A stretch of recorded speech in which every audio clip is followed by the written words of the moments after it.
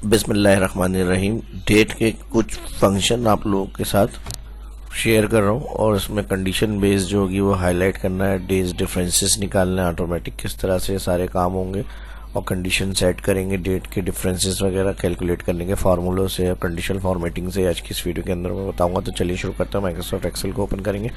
अब यहाँ पर हाईलाइट डेज विद इन 2022 और 2023, तो इनकी बिटवीन की डेट को अलग अलग कलर से हाईलाइट करना है। सिंपल, अगर स्टार्ट डेट एंड डेट हम इसके बिटवीन की देखना चाह रहे हैं कि इस रेंज के अंदर कहाँ मौजूद है, तो हम उसको सिलेक्ट करेंगे और इसके लिए कंडीशन फॉर्मेटिंग में जाएंगे। जो भी यानी इधर हम जिस मंथ से जिस मंथ तक की डेट चाह रहे हैं कलर से हाईलाइट हो, उसमें हम इंटर करें और यहाँ वो कॉलम में हाईलाइट हो जाए।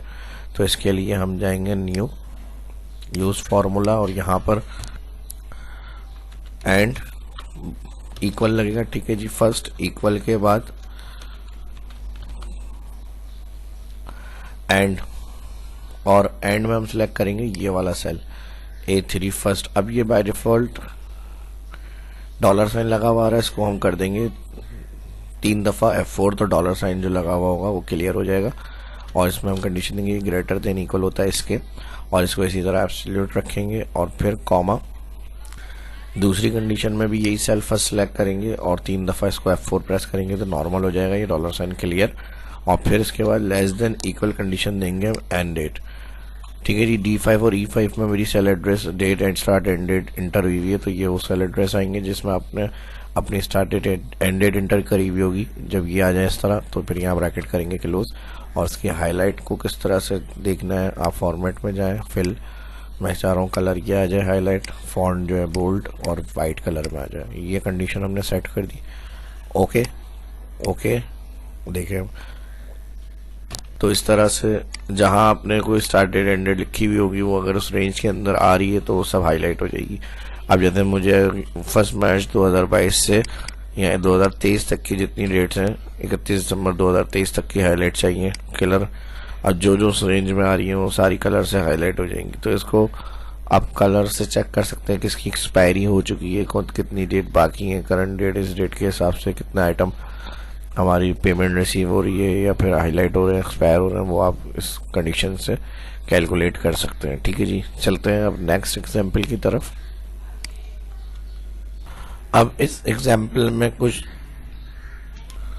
इस तरह से कैलकुलेट होगा कि स्टार्ट डेट एंड डेट है और इसके नंबर ऑफ डेज हमें कैलकुलेट करने हैं कि कितने डेज हो रहे हैं बिटवीन के दरमियान के। तो इसके अंदर हम लगाएंगे equal days function, start end date पहले सेलेक्ट होगी, फिर कॉमा स्टार्ट डेट और यहाँ कर देंगे ब्रैकेट क्लोज।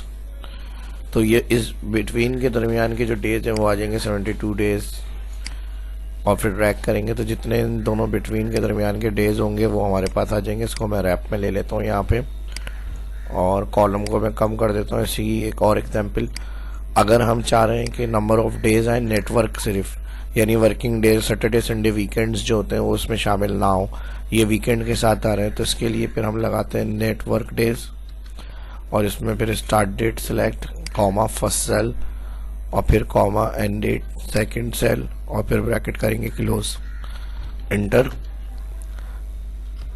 तो जो भी 2 डेट होंगी, अगर टोटल डेज काउंट करने हैं तो ये फंक्शन डेज, और अगर आप चाह रहे हैं सैटरडे संडे के अलावा जो वर्क डेज हैं सिर्फ वही काउंट हो, वीकेंड्स काउंट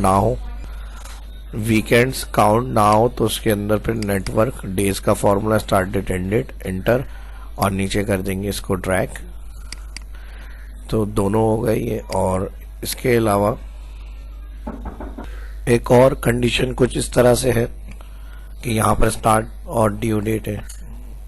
ठीक है जी। यानी स्टार्ट डेट इनको इस टाइम पे जैसे फीस वगैरह होती है, फीस पे करनी थी, स्टार्ट डेट और उनको ड्यू डेट दी गई है इस टाइम तक किसी भी हवाले से, यानी इतने दिन तक उनको पे करना है अमाउंट, लेकिन किसी भी वजह से उनकी पे डेट जो है वो लेट हो गई।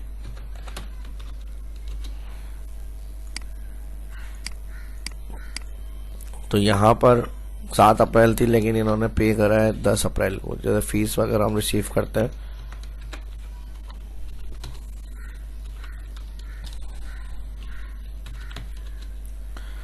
ठीक है जी। अब इनकी 22 जून थी ड्यू डेट, लेकिन इन्होंने पे किया है हमें 1 जुलाई।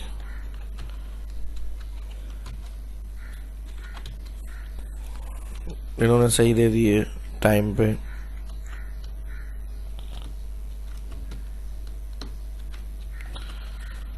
ठीक है जी। इन्होंने 25 फ़रवरी तक पे किए। अब इसमें हमें लेट काउंट करना है। अब जिनकी बाकी थी इन्होंने डेज पे कर दिया हमें, तो हमें लेट डेज देखना है।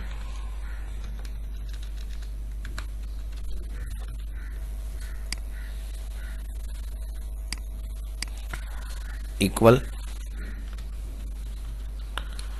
इसके लिए हम लगाएंगे डेटेड इफ, और जो ड्यू डेट थी कॉमा और उन्होंने कब पे किया है पे डेट कॉमा, और इन्वर्टेड कॉमा में हम कर देंगे डी और कर देंगे ब्रैकेट क्लोज। तो जो लेट डेज होंगे वो आप इस तरह से कैलकुलेट कर सकते हैं।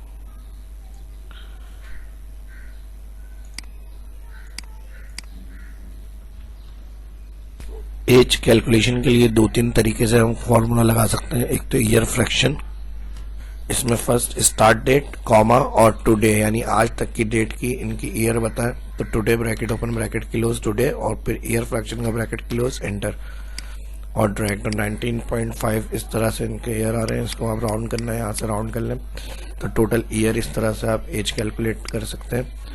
और एक और एग्जाम्पल है उसके साथ, इस तरह से भी आप एज कैलकुलेट कर सकते हैं। Equal bracket open today bracket open bracket close minus select date of birth और ब्रैकेट कर देंगे क्लोज डिवाइड 365। ठीक है जी। तो ये इस तरह से आ जाएंगे। इसको भी डेसिमल को खत्म करना है, यहाँ से आप क्लियर कर सकते हैं। तो इस तरह से भी आपकी एज कैलकुलेट हो जाएगी। और अगर ये तो शायद आपको पता ही हो, जो हम डेटेड इफ से कैलकुलेट करते हैं, तो उसके आप टैक्स लिखा हुआ भी प्रिंट कर सकते हैं कि इतने ईयर इतने मंथ और इतने डेज हो चुके हैं। इसके लिए हम लगाएंगे इक्वल डेटेड इफ, इस डेट को सिलेक्ट करेंगे, कॉमा किससे कैलकुलेट करना है हमने कहा today current date, today current date के लिए कॉमा इन्वर्टेड कॉमा ईयर, फिर इन्वर्टेड कॉमा ब्रैकेट कर देंगे क्लोज और कॉनकेटिनेट एंड फंक्शन, और फिर इसके साथ देंगे हम स्पेस, और इस इन्वर्टेड कॉमा पे स्पेस के बाद हम लिखेंगे ईयर, फिर इन्वर्टेड कॉमा, और यहाँ से हम इसको इन्वर्टेड कॉमा के बाद फिर अगेन लगाएंगे एंड फंक्शन। और ये जैसे हमने यूज़ करा है ईयर के लिए, इसी को मैं कॉपी कर लेता हूँ कंट्रोल C, और जहाँ एंड फंक्शन है इससे आगे हम पेस्ट करेंगे कंट्रोल V। अब उसके बाद y वाला फर्स्ट y रहेगा, उसके बाद जो है ईयर के बाद आ जाएगा YM यानी ईयर के ऊपर मंथ, और यहाँ ईयर आ रहा है इसकी जगह हम लिख देंगे मंथ, और फिर तीसरा वाला डेटेड जो है वो डे के लिए होगा तो MD यानी मंथ के ऊपर के डेज वो, और यहाँ पर हम कंडीशन दे देंगे डेज। तो ईयर पहले जो ईयर कैलकुलेट होगा ईयर, फिर मंथ तो उसके साथ मंथ, और फिर डे तो उसके साथ डेज लिखे हुए आएंगे। फॉर्मूला पूरा इसी तरह आएगा। आखिरी वाला एंड जो है ये हट जाएगा, यहाँ पर डेटेड इफ का ब्रैकेट क्लोज हो रहा है, ये पूरा कंप्लीट फॉर्मूला लग जाएगा इस तरह से। तो डेटेड इफ में ये ऑप्शन हमारे पास होता है कि इसमें ईयर मंथ और डेज भी लिखे हुए साथ हम प्रिंट कर सकते हैं। एंटर करके चेक करते हैं, देखिए 19 ईयर 3 मंथ्स 2 डेज ओल्ड हो चुके हैं। ये फार्मूला वहाँ भी आप एक्सपीरियंस के लिए यूज़ कर सकते हैं कि इतनी इनकी कंपनी ज्वाइनिंग थी इस डेट की, इस साल की, और आज तक इनको कितने टाइम हो चुका है, यानी रिटायरमेंट वगैरह की कैलकुलेशन के लिए भी इस फंक्शन को आप यूज़ कर सकते हैं। या उनका कोई बोनस एलिजिबिलिटी है कि भाई एलिजिबल है, इतना टाइम हो गया है नहीं हुआ, तो वहाँ पे भी आप इस फंक्शन से इसकी कैलकुलेशन कर सकते हैं।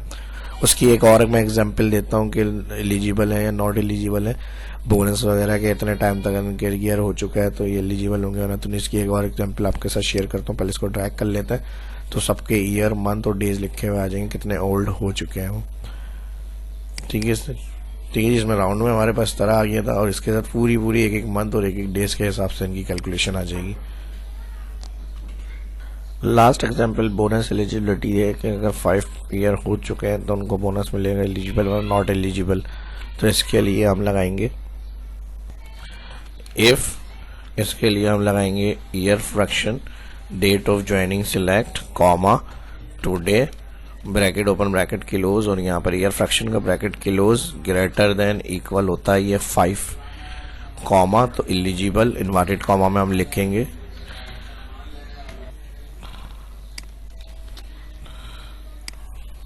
ठीक है जी एलिजिबल, फिर inverted comma comma inverted comma not eligible, और फिर inverted comma bracket close enter और ड्रैग। ठीक है जी, अब देखें यहाँ पे ईयर फ्रैक्शन 5 सिर्फ इनके हुए पूरे, तो इसलिए इनको एलिजिबल कर रहा है। अगर हम यहाँ से देखें, इसको मैं कर दूं 2016,